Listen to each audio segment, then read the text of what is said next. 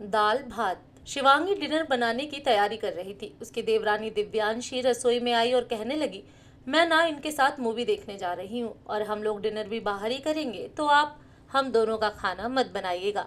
शिवांगी हौले से मुस्कुरा उठी और कहने लगी, वाह, यह तो बहुत अच्छी बात है, लेकिन अकेले अकेले मूवी जाओगी, मुझे अपने साथ लेकर नहीं जाओगी?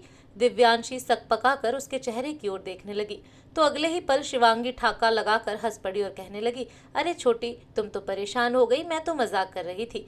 देखो, मैं ऐसी जेठानी नहीं हूँ जो अपनी देवरानी को परेशान करे। जाओ और खुलकर अपनी लाइफ एंजॉय करो। तभी सासू माँ कांता जी रसोई में आई और कहने लगी, क्यों बड़ी बहू, तुम क्या बूढ़ी हो गई हो जो तुम अपनी लाइफ को एंजॉय नहीं कर सकती? रुको, मैं अभी तुम्हारे पति को फोन करके कहती हूँ कि वह तुम्हें भी मूवी देखने के लिए ले जाएगा। और हाँ, आज डिनर मत बनाओ, तुम लोग बाहर ही डिनर कर लेना और हम लोग अपने लिए बाहर से कुछ ऑर्डर कर लेंगे। फिर जरा शर्माते हुए बोली, वैसे मैं भी इनके साथ मूवी जाना चाहती थी, लेकिन इनके सिर में दर्द हो रहा है, तो हम घर पर ही थोड़ा टाइम साथ में बिता लेंगे। यह सुनकर शिवांगी खुश हो गई और कहने लगी, मम्मी जी, आप कितनी अच्छी हैं, जो परिवार के हर सदस्य की खुशी के बारे में सोचती हैं।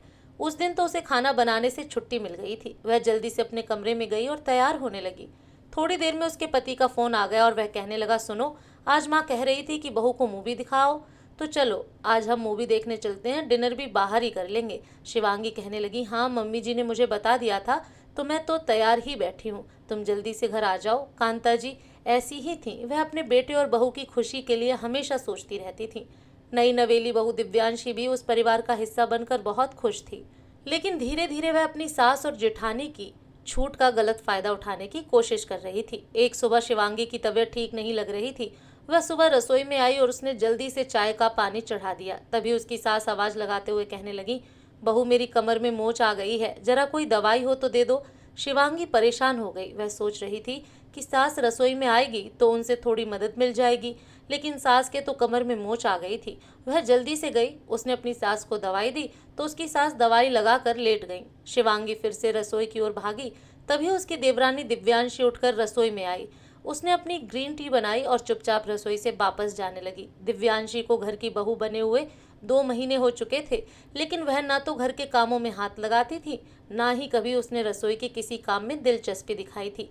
शिवांगी और उसकी सास भी दिव्यांशी को कुछ ज्यादा नहीं बोलती थी, क्योंकि उन्हें लगता था कि अभी उसकी नई नई शादी हुई है, उसके खाने खेलने के दिन है, बाद में धीरे धीरे उसे भी जिम्मेदारी उठाने की आदत हो ही जाएगी। लेकिन आज शिवांगी की तबीयत ठीक नहीं थी, तो उसने रसोई से बाहर जाती हुई दिव्यांशी को टोकते हुए कहा, रुको छोटी, देखो ना, आज मेरी तबीयत थोड़ी ठीक नहीं लग रही है, मेरी थोड़ी मदद करवा दो, मम्मी जी के कमर में भी मोच आ गई है। दिव्यांशी 2 पल को ठिठक गई, फिर कहने लगी, ठीक है दीदी, मैं आपकी मदद कर देती हूँ, बोलिए क्या करना है मुझे? दिव्यांशी बोली, तुम आटा गूंदो, मैं सब्जी बना लेती हूँ। दिव्यांशी कहने लगी, दीदी, मैं आपकी मदद तो कर देती, लेकिन क्या है ना कि मेरी कलाई में बहुत दर्द हो रहा है और मुझे ना सुबह से ही उबकाई सी आ रही है, तो मैं सब्जी भी नहीं बना सकती। आप प्लीज संभाल लो ना, मैं थोड़ा आराम कर लेती हूँ। इतना कहकर वह बिना कुछ सुने तीर की भांति रसोई से बाहर भाग गई। शिवांगी हक्की बक्की सी रसोई में खड़ी रह गई। घड़ी के कांटे भागते जा रहे थे, तो शिवांगी ने जल्दी जल्दी हाथ चलाना शुरू कर दिया, क्योंकि थोड़ी देर में सभी लोगों को नाश्ता करके अपने अपने काम पर निकलना था। खैर, शिवांगी ने किसी तरह नाश्ता तैयार कर दिया था। नाश्ते के बाद उसने बुखार की एक गोली ली और आराम करने के लिए अपने कमरे में चली गई। गोली के असर से थोड़ी देर में उसे राहत महसूस हुई, तो वह फिर से रसोई में आई और दोपहर के खाने की तैयारी करने लगी। खाना बनाते बनाते उसे फिर से बुखार आने लगा था। इतनी ही देर में उसने दाल उबाल ली थी, चावल भी बना लिए थे। दोपहर में उसके यहाँ 2 प्रकार की सब्जियां बनती थीं, तो उसने आलू गोभी की सब्जी बना ली थी और आलू और भिंडी की सब्जी बनानी बाकी थी। सब्जी उसने काट कर रख दी थी, लेकिन अब उससे खड़े होने की हिम्मत बाकी नहीं रह गई थी। तभी दिव्यांशी रसोई में आ गई। वह फ्रिज में से तरबूज निकालने लगी।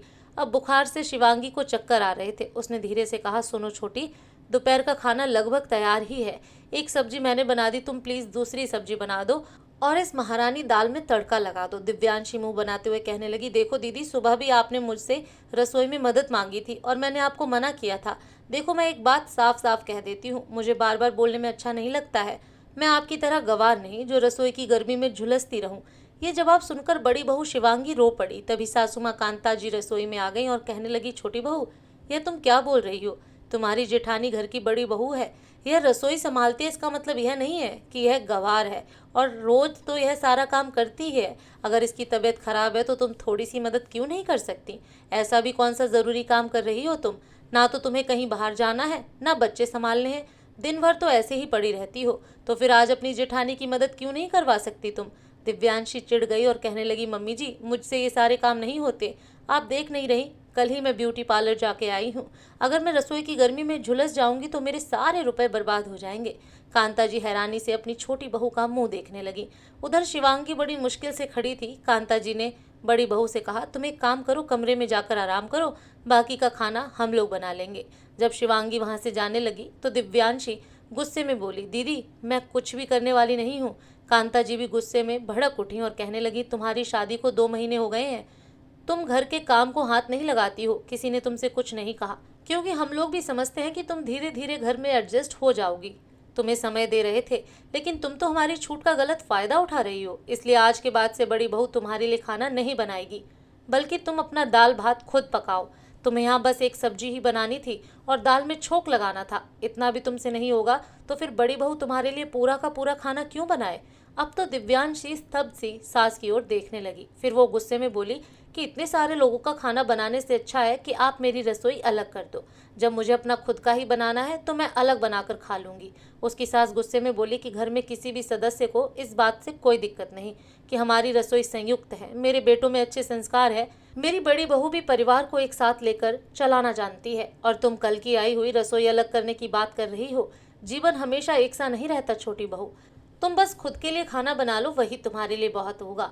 बाकी तुम्हारी वजह से मैं अपने बच्चों को अलग नहीं करूंगी। हाँ, अगर सभी लोग गृहस्थी अलग करने की बात करेंगे तो मैं विचार करूंगी, लेकिन केवल तुम्हारी बेवकूफ़ी और काम चोरी की वजह से मैं अपने बेटों को अलग नहीं करूंगी। बड़ी बहू बोल पड़ी, छोटी तुम क्या बोल रही हो?